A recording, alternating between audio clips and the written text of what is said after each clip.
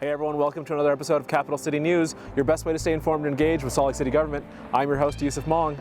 On this week's episode, we're taking a look at police recruitment and a history minute about city hiring policy and why it's still relevant today.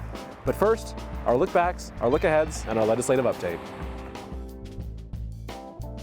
On the March 5th meeting, the City Council updated the public comment policy to preserve the Council's ability to effectively conduct city business and maintain a safe and welcoming public forum. A 1-hour limit for public comments on general topics not otherwise scheduled on the meeting agenda will be implemented. Anyone unable to address the Council during the general comment period may submit written comments in person, online, and via email and phone. Visit slccouncil.com for contact information. The City Council adopted amendments to the city's landscaping and buffers rules, which help address water consumption and air and water quality. The final adopted rules include an 18-month grace period before enforcing the prohibition on artificial turf, along with requests to increase public outreach. The Council adopted a joint ceremonial resolution with Mayor Mendenhall recognizing March as National Women's History Month in Salt Lake City.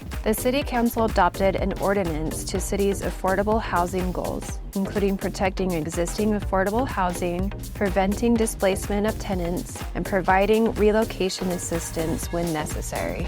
An adopted budget amendment number 4 for the fiscal year 2023 through 2024 budget, which includes over $1.8 million for police officer overtime related to public safety around homeless shelters, and expands the city's air quality incentives program.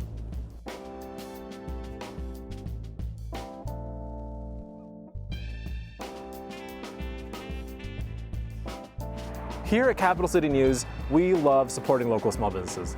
You know who else loves supporting local? The mayor. Join her as she takes a first-hand look at a local small business.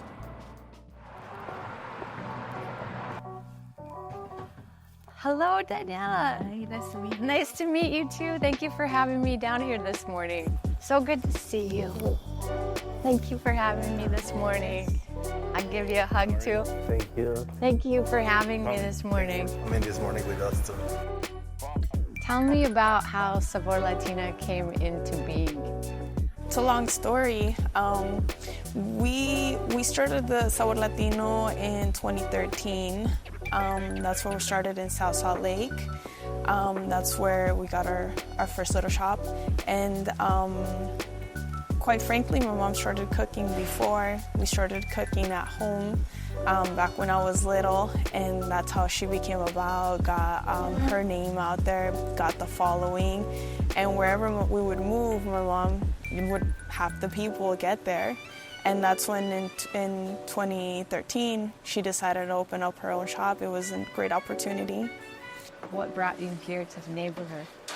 We got the opportunity to buy in 2020. We actually bought in March, and like the week after, everything shut down. Yeah. Oh no. I think my first time coming here was within a year of your opening, maybe 2021 or 2.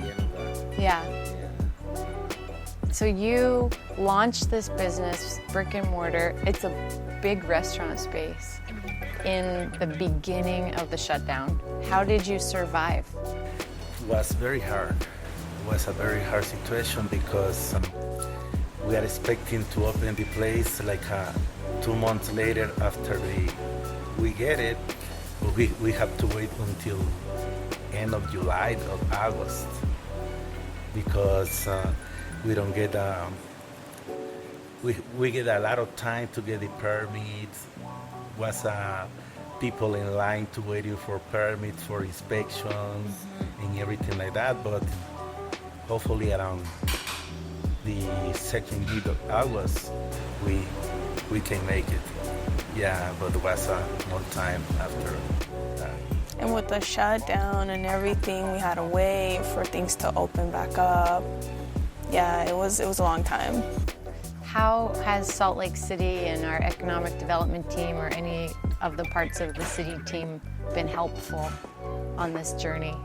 There was a grant recently that was given to us for the outdoor dining.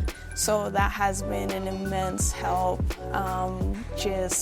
We were able to fix it. We were able to put tables out there in the summer. That has been a great help. You guys take a lot of catering from us. Victoria comes here a lot. You guys do a lot of catering. So you guys have been good for business and just in general. You're good for our bellies, too. Your food is so good. Thank you.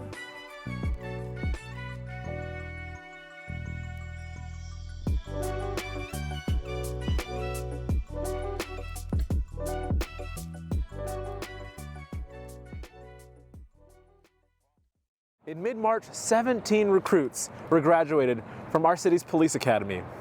Let's hear what it takes to become a police officer in our city.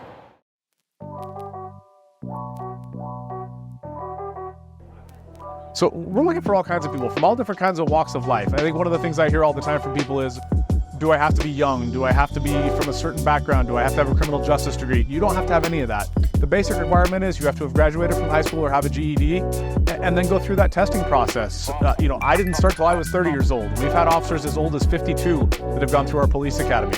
So it doesn't matter what you've done. It doesn't matter what walk of life you come from. We just want people who want to serve their community, and that's the biggest thing for us. So I think the biggest thing that you see with us is we are the largest department in the state. We have more opportunities for you to grow in your career. So there are over 70 sergeants with our department. There are multiple specialties. If you have a passion to be a detective, we have every detective role that there is, including the only full-time homicide unit in the state of Utah. So there are places for you to go, and pretty much anything you can think of in terms of being a police officer, you can do with Salt Lake City Police Department, and that's pretty unique in Utah. So the process itself takes 5 to 6 months actually to get hired. So once you put in an application, you're going to end up having a lot of processes to go through. A physical fitness test. You'll then end up, if you pass that test, going into a background process and a oral board interview. And it's quite the process, but the reason it takes so much time is we want to make sure that we have quality candidates. And then after you go through that process, if you get hired, you're looking at another 5 to 6 months in our police academy, where you're there Monday through Friday. It's your full-time job. So it's quite the process, but you learn a lot, and it's a lot of fun too. So we have, if we're fully staffed, we have 600 or so sworn officers. As of today, we are looking for 23 more sworn officers, but we're pretty much continually hiring. We do 2 classes a year, and sometimes a third, depending on what we need. So we're always hiring. It's just a few months out, so we can get to those classes and make sure that we're as fully staffed as we can be.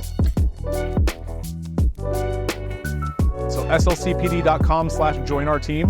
All of the information there, which provides information not only about how to apply, but about the academy and the process to get through that recruitment process as well. It also provides emails that you can contact us and get information if you need it from a recruiter.